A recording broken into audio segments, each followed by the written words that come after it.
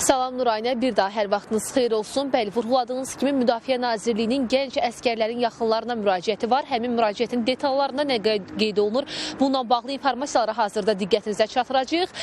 Gənc əskərlərlə görüş üçün artıq müəyyən tarixlər bəlli olub. Fevral ayı ərzində yalnız 2 gün təyin olunub ki, həmin tarixlərdə gənc əskərlərin yaxınları onları ziyarət edə bilər 15 və 22 fevral tarixlərində və bu müddət ərzində mütləq şəkildə gənc əskərlərin yanına yalnız onların müəyyən, yəni yaxınlıq dərəcəsinə uyğun olaraq qohumları gələ bilər. Anası, atası, bacı, qardaşı, ögey və yaxud da doğma, eyni zamanda baba və nənəsi onların yanına gələ bilər və gənc əskərləri ziyarət edə bilər və 15-22 fevral tarixlərində və mütləq şəkildə həmin şəxslərin yanına gəldikləri zaman şəxsiyyəti təsdiq edən sənəd onların üzərlərində olmalıdır və şəxsiyyəti təsdiq edən sənədi təqdim etdikdən sonra yalnız gənc əskərləri ziyarət etmək mümkündür və eyni zamanda onların yanına gələn zaman qida və ərzaq məhsullarının gətirilməsi qəti qadağandır və təbii ki, bu da gənc əskərlərin sağlamlığının qorunmasına xidmət edir. Eyni zamanda mütləq şəkildə bilirik ki, indiki məqamda elə mövsümlə əlaqəli olaraq mövsümi qriplər tüğyan edir insanlar arasında. Kişidən böyüyə hər kəs yoluxur və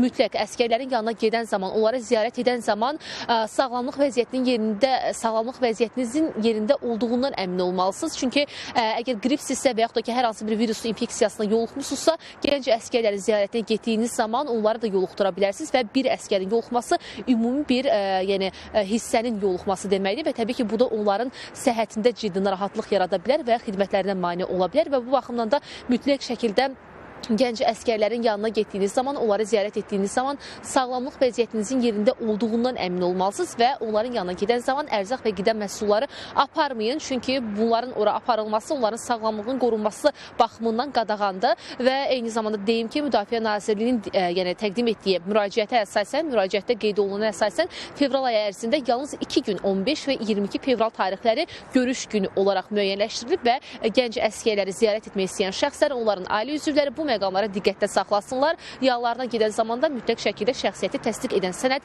həmin şəxslərin üzərlərində olmalıdır. Olmadan buraxıla bilməyəcəklər içəri və gənc əskərləri ziyarət edə bilməyəcəklər və bu baxımdan da fevral ayı ərzində dediyimiz kimi tarix artıq müəyyənləşib. 2 gün sonraya müəyyənləşib 15 və 22 fevral tarixlərinə və bu 2 gün ərzində həmin şəxsləri ziyarət etmək mümkün olacaq. Elə bununla bağlı da Müdafiə Nazirliyinin gənc əskərlərin yaxınlarına ünvanladığı müraciətin detallarında qeyd olunur. Müraciətin detalları ilə bağlı çatdıra biləcəklərimiz bu qədər. Müdafiə Nazirliyinin xəbərini diqqətinizə çatdırdıq. Söz yerində sizdədir. Təşəkkürlər Rəqsanə, detallı şəkildə informasiyanı təqdim etdiyin üçün.